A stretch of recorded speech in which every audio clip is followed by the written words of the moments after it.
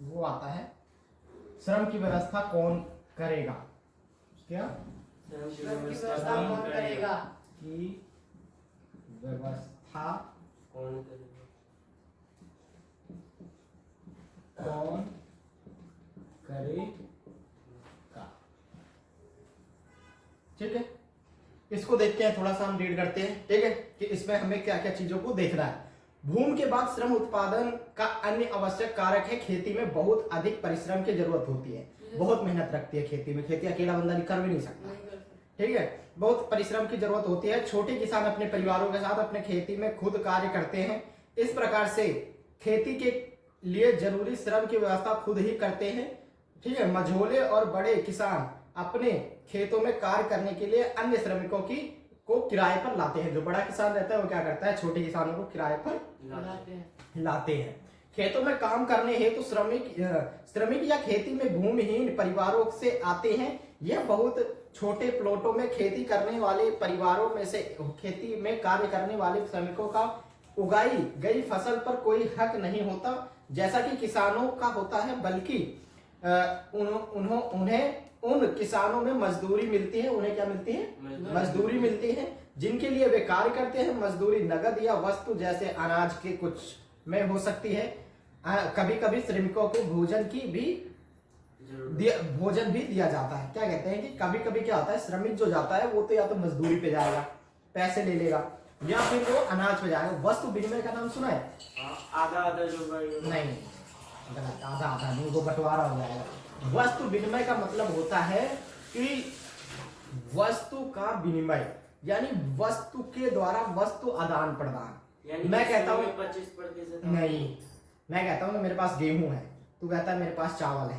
तेरे को गेहूं की जरूरत है, मेरे को चावल की जरूरत है, तो मैं कहूंगा यार एक काम कर, तू 5 किलो मेरे से गेहूं ले ले, तू 5 किलो मेरे को चावल ले ले। तो ये वस्तु से आदान प्रदान। पहले जब सिक्के नहीं चलते थे तो वस्तुओं से ही काम होता था।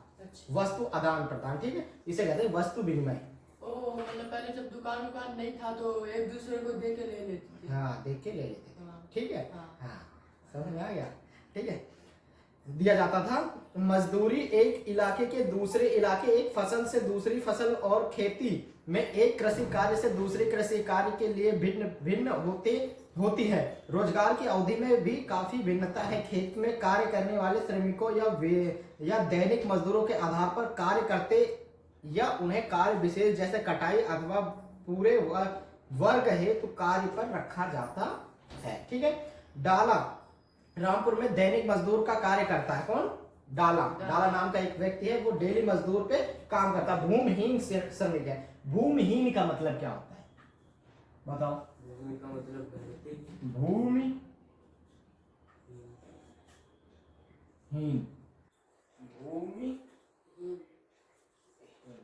भूमिहीन का मतलब क्या होता है? जिसके पास कोई भी भूमि नहीं है, खेती करने के लिए कोई जगह नहीं, उसे कहते हैं भूमिहीन। भूमिहीन श्रमिक है, इसका अर्थ है कि उसमें निरंतर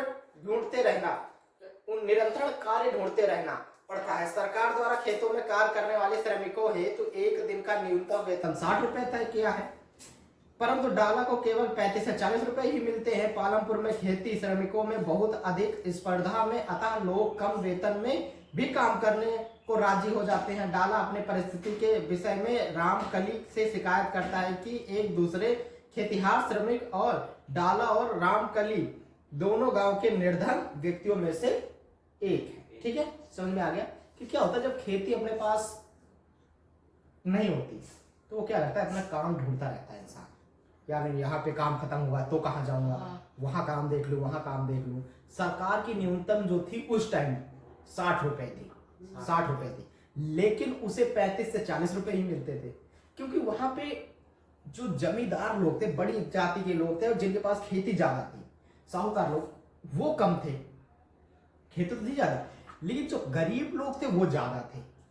जिसके कारण से क्या हुआ कि उनको, जैसे अब जब यहाँ काम करने वाले 20 हैं लेकिन जरूरत 10 की ही है, तो क्या होता था 20 में फिर ये होता था कि यार मैं 60 रुपए तो नहीं दूंगा, 30 दूंगा, 50 दूंगा, चल रहा हो तो बता। तो वो कह देगा अरे मेरे को ले चलो, मैं 40 में ही चल दूंगा। तो वो 40 वाले को ले जाएगा, 50 वाले को, 40 वाले को। तो इसी तरह का ये डाला भी था। ठीक है, अब देखते हैं खेती के लिए जरूरी पूंजी क्या आ जाता है। छठा, खेती के लिए जरूरी पूंजी। खेती के लिए जरूरी के लिए जरूरी जरूरी पूंजी। ठीक है, अब ये देखते हैं इसमें क्या कहता है। आज पहले ही जान चुके हैं कि खेती के आधुनिक तरीकों के लिए बहुत ज्यादा पूंजी की जरूरत होती है, इसलिए अब कृषकों को पहले की तुलना में अधिक पैसा चाहिए। पहले कम में हो जाता था। अब रीजन क्या था पहले कम में होने का? पहले आप घर से ही सॉरी, पहले क्या होता था कि आप खुद का गोबर था, तुम्हारे पास गाय भैंसे थी, आपको खाद वगैरह लेना नहीं पड़ता था। अब क्या हो गया कि अब ये विंडो खोल दो यार, ये विंडो एक साइड का ओपन कर दो ताकि एयर पास होती है ना। बस बस बस बस ठीक। पहले क्या होता था कि खेती कम थी, कम लोग करते थे, जो आधुनिक चीजें थी नहीं उसमें कि आपको खाद मोल लाना है या पैसे से लाना है, अपने गोबर से ही बनाया, तैयार किया, डाल दिया। लेकिन अब क्या हो गया, अब खेती में पैसे ज्यादा लगते हैं। ठीक है, आधुनिक चीजों में अब कृषकों को पहले इसकी तुलना में अधिक पैसे खर्च करने पड़ते हैं। अब देखते हैं सबसे एक क्या है, अधिसंख्यक। ठीक है, अधिसंख्या छोटे किसानों को पूंजी की व्यवस्था करने के लिए पैसा उधार लेना पड़ता है, जमींदारों से उधार लेंगे। वे बड़े किसानों या गांव के साहूकारों से अथवा कृषि के लिए विभिन्न अवगतों की पूर्ति करने वाले व्यापारियों से ऋण लेते हैं। ऐसे ऋण पर ब्याज की दर बहुत ज्यादा होती है। कर्ज चुकाने के लिए उन्हें बहुत सारे कष्ट उठाने पड़ते हैं। छोटा किसान रहेगा वो लोन लेगा, ऋण लेगा, फिर उसके लिए उसकी ब्याज की संख्या बहुत ज्यादा होती है। ठीक है, समझ में आया? छोटे किसानों के विपरीत मझले, मझले क्या होता है, जो छोटे किसानों से बड़े होते हैं। मझला होता है बीच का, ना छोटा ना बड़ा और बीच का। मझले किसानों के विपरीत मझले और बड़े किसानों को कृषि से बचत होती है। उनको कृषि से बचत भी होती है क्योंकि उनके पास कृषि ज्यादा है, बचत होती है। इस प्रकार वे जरूरी पूंजी की व्यवस्था कर लेते हैं। इन किसानों को बचत किस प्रकार होते हैं, आप इसका जवाब अगले हिस्से में पाएंगे। ठीक है, कि इनको कैसे होते हैं। ठीक है, अब एक मैं थोड़ी सी एक कहानी बता देता हूं तुमको, जो ये कभी कभी हो सकता है या आप एक अपने नॉलेज के लिए ले लो। ठीक है, कि कोई चीज खराब नहीं जाती जो बुक में लिखा है। कहानी लेते हैं छोटी सी, कासरी से बना दो कहानी। क्या लिखा है? सविता की कहानी। एक छोटा सा पैराग्राफ है मेरा पैसेज। ठीक है, छोटी सी कहानी लेते हैं। सविता एक लघु कृषक है। वह अपनी 1 हेक्टेयर भूमि पर गेहूं उत्पादन की योजना बनाती है। बीज और कीटनाशकों के अलावा उसने पानी खरीदने और खेती के औजारों की मरम्मत करवाने के लिए नगद पैसे की जरूरत है। उसका अनुमान है कि कार्यशील पूंजी के तौर पर ही उसे 3000 रुपए चाहिए। उसके पास पैसे नहीं आता। वह एक बड़े किसान तेजपाल सिंह से ऋण लेने का निर्णय लेती है। तेजपाल सिंह कविता को 24% की दर पर 4 महीने के लिए कर्ज देते। 24% बहुत होता है, 24% बहुत होता है। ठीक है, के लिए कर्ज देने की राजी हो जाती है। ब्याज की व्यवस्था ऊंची दर है। सविता को यह भी वचन देना पड़ता है कि वह कटाई के समय उसके खेत के एक श्रमिक के रूप में 35 रुपए प्रति दिन पर कार्य करेगी। आप भी देख सकते हैं कि यह मजदूरी बहुत कम है। सविता जानती है कि उसे अपने खेत की कटाई पूर्ण करने में कड़ी मेहनत करनी पड़ेगी और उसके बाद तेजपाल के खेतों में श्रमिक के तरह कार्य करना होगा। कटाई का समय काफी व्यस्त होता है। 3 बच्चों की मां के रूप में उस पर गृह कार्यों की भी बहुत जिम्मेदारी है। सविता इन कठोर शर्तों को मानने के लिए राजी हो जाते हैं क्योंकि वह जानती है कि छोटे किसानों को कर्ज मिलना बहुत मुश्किल है। समझ गए आपकी क्या होता था उस टाइम की सिचुएशन क्या थी। अब तक की कहानी। अब देखते हैं, थोड़ी सी बात देखते हैं आगे की। ठीक है, हम उत्पादन के 3 कारकों भूमि, श्रम और पूंजी तथा खेती के उनके प्रयोग के विषय में पढ़ा। आओ अब दिए गए रिक्त स्थानों को भरे। अब ये आप देखना, ये मैं नहीं पढ़ा रहा, ठीक, क्योंकि ये आपको ही पढ़ के पढ़ाना हो, बताना होगा। अब मैं सीधा आपको ले चल रहा हूँ नंबर 7 पे। किस पे? 7 पे चल रहा हूँ। 7 जो टॉपिक है ये है अधिशेष। ठीक है, अधिशेष ये का है। ठीक है, अधिशेष का ऐसे ही बनता है। कृषि उत्पादन कृषि उत्पादों लिखा है, उत्पादों की बिक्री। भैया हंस क्यों रहे हो? यार मेरी मम्मी, ठीक है ठीक है। तो देखते हैं, मान लो कि किसानों के ये ठीक है, फिर अब देखते हैं आगे का। मान लो कि किसानों ने उत्पादन के 3 कारकों का इस्तेमाल कर अपनी भूमि में गेहूं उत्पादन किया है। गेहूं की कटाई की जाती है और उत्पादन पूरा हो जाता है। किसान गेहूं का क्या करेगा, क्या करते हैं? वे परिवार के इलाके के लिए कुछ गेहूं रख लेते हैं और अधिशेष गेहूं को बेच देते हैं। सविता और गोविंद के बेटों जैसे छोटे कृषकों के पास काफी कम अधिशेष गेहूं होता है, क्योंकि उनका कुल उत्पादन काफी कम होता है और इनमें से एक बड़ा हिस्सा वे परिवार की जरूरत के लिए रख लेते हैं। इसके मझोले और बड़े किसानों की बाजार में गेहूं की पूर्ति करते हैं।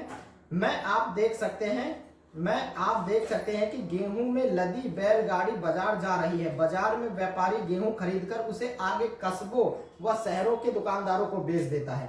एक बड़े किसान तेजपाल सिंह को अपनी सारी भूमि में 450 ठीक है क्विंटल अधिशेष गेहूं प्राप्त होता है। आपने अपने अलावा गेहूं को वह रायगंज के बाजार में बेच देता है और अधिक कमाई करता है। तेजपाल सिंह एक कमाई का क्या करता है? विगत वर्ष तेजपाल में अधिकतर पैसा बैंक के अपने खाते में जमा कर दिया था। बाद में उसने इस पैसे का इस्तेमाल सविता जैसे किसानों को ऋण देने में किया, उनमें जिनमें ऋण की जरूरत है, और उससे बचत का इस्तेमाल कर अगले पैसों की खेती हेतु कार्यशील पूंजी की व्यवस्था करने में किया। इस साल तेज प्रताप सिंह बचत के पैसे से एक नया ट्रैक्टर खरीदने की योजना बना रहा है। दूसरे ट्रैक्टर से काफी स्थिर पूंजी में वृद्धि हो जाती है।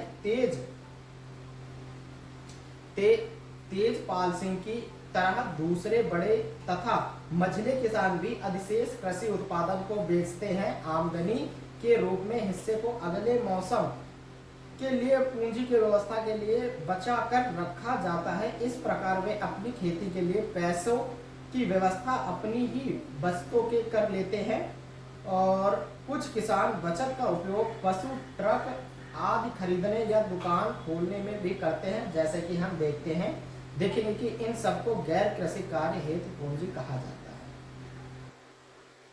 देखो एक बार एक क्वेश्चन है बहुत अच्छा।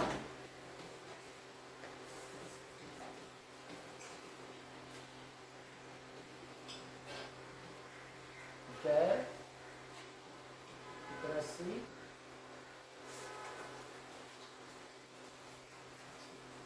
कार्य किसे कहते हैं? गैर कृषि कार्य क्या है? जो कृषि से अलग हो, जैसे किसी ने ट्रैक्टर ले लिया, ट्रैक्टर से काम करने लगा, पशुपालन में दूध का काम करने लगा, जो कृषि से अलग है उससे कहते हैं गैर कृषि कार्य। ठीक है, समझ में आया? कोई दिक्कत नहीं? ठीक है, चलें फिर आगे देखिए। अभी है ठीक है। अब देखते हैं हम थोड़ा सा अन्य पे जोर डालते हैं कि डेयरी क्या है।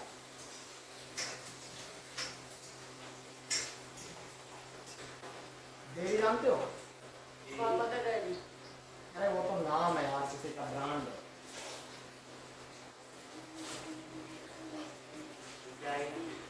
डेयरी यार, दूध वाली डेयरी। अरे यार जहाँ दूध देने जाते हो गाँव में होते नहीं, नमस्ते इंडिया डेयरी है, ये पारस है, ये मैंने तो उसी हाँ वो जो भी समय पैसे दे देते। हाँ ठीक है। अब देखते हैं इसमें क्या होता है। पालमपुर के अनेक परिवारों में डेयरी एक प्रचलित क्रिया है। लोग अपनी भैंसों को अनेक प्रकार की घास और बरसात के मौसम में उगने वाली ज्वार और बाजरा यानी जिसे चरी बोलते हैं खिलाते हैं। दूध को नजदीक के बड़े गांव रायगंज में बेचा जाता है।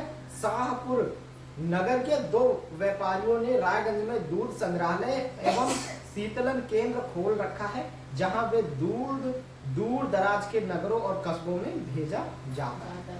अब हम देखते हैं दिल्ली जैसे शहर में जहां पे गाय भैंसों की नाम मात्र की कीमत, तो तुम्हें पता होगा जो रोड पे गाय भैंस घूमती रहती है इनका दूध भी पीने वाला नहीं, गवर्नमेंट ने भी अप्रूव किया है। इनके दूधों से स्मेल आती है, कूड़ा कचरा खाती है, कैंसर का भी कारण बन सकती है जो घूमती रहती है। तो भैया उसको कोई व्यवस्था नहीं कर रहे हो भैया उनका कोई मालिक वालिक नहीं है। मालिक होता है, वो आता है शाम को ले जाता है दूध निकाल के फिर से बाहर फेंच के जाता है जाए।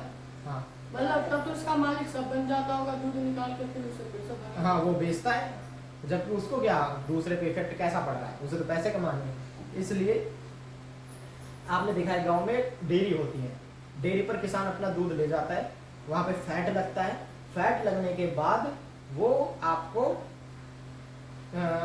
जो भी कुछ होता है उसका 10 दिन में 5 दिन में पैसे दे देता है। और वही दूध आगे आके कंपनियों में जाता है, वहां पर कुछ केमिकल मिलाते जाके वो खराब ना हो, उसकी लाइफ बढ़े, और उसके बाद वो पैकेटों में पैक होकर दिल्ली मुंबई जैसे शहरों में जहाँ दूध की कमी है, दूर दराज कस्बों शहरों में वहां पर भेजते हैं और फिर हम लोग दूध हमको मिलता है।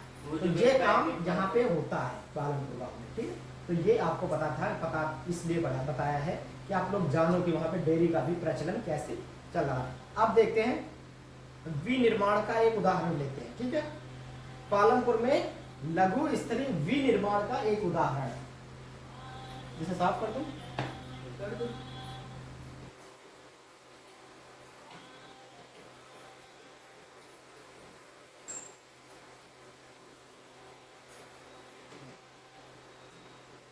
दूसरा है पालनपुर में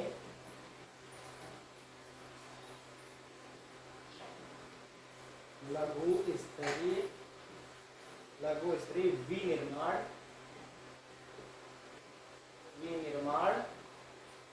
का एक उदाहरण का उदाहरण का मतलब क्या होता है? जैसे भैया कुछ चीज को उदाहरण दे। हाँ एग्जाम्पल, ठीक है बोलते हैं।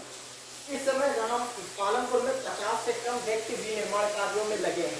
नगरों और कस्बों में बड़ी फैक्ट्रियों में होने वाले विनिर्माण के विपरीत पालनपुर गांव में विनिर्माण में काफी सरल उत्पादक विधि का इस्तेमाल होता है और उसे छोटे पैमाने पर ही किया जाता है। विनिर्माण कार्य पारिवारिक श्रम की मदद से ज्यादातर घरों अथवा खेतों में किया जाता है। श्रमिकों को कभी कभार ही किराए पर दिया जाता है। तो वैसे विनिर्माण क्या है? अभी मैं जो कृषि के क्षेत्र पढ़ाऊंगा ना तुमको, प्रथम कृषि, द्वितीय कृषि, विनिर्माण, जब हम उसमें बताएंगे, मैं अभी शॉर्ट फॉर्म में बता देता हूँ। विनिर्माण का मतलब होता है जैसे तुमने कोई चीज, अब मैं कहता हूँ तुम लकड़ी ले आए बाहर से और उसके टेबल बना के बेचती, तो वो विनिर्माण में आ गया। हाँ, तुम गांव से गेहूं खरीद के ले आए और उसको 1-1 किलो के 5-5 किलो की पैकेट बना लिया, आटा बना के, गेहूं लाए आटा बना लिया और उसको 5-5 किलो की पैकेट बना के बेच दिया, तो ये सारा हो जाता है विनिर्माण। ठीक है, समझ गए। और ये ठीक ठाक रहता है, विनिर्माण भी ठीक ठाक रहता है, सेवा क्षेत्र भी बहुत अच्छा रहता है। ठीक है, प्रथम में कृषि आ जाती है, मैं आगे अभी आपको बताऊंगा जब बताऊंगा। अब देख लेते हैं जल्दी से पालमपुर के दुकानदार क्या देख लेते हैं। पालनपुर के दुकानदार के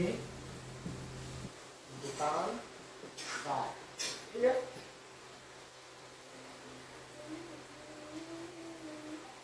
पालनपुर में अधिकांश लोग व्यापार नहीं करते। पालनपुर में के व्यापारी वे दुकान है जो शहरों के थोक बाजारों से कई तरह के वस्तुएं खरीदते हैं तथा उन्हें गांव में लाकर बेचते हैं। आप जानेंगे कि गांव में छोटे जनरल स्टोरों में चावल, गेहूं, तेल, चाय, बिस्कुट, साबुन, टूथपेस्ट, बैटरी, मोमबत्तियां, ठीक है, कंपनियां, पेन, पेंसिल, यहाँ तक कि कुछ वस्त्र भी बिकते हैं। कुछ परिवारों ने जिनके घर बस स्टैंड के नजदीक हैं, अपने घरों के एक हिस्से में भी छोटी दुकान खोल ली है।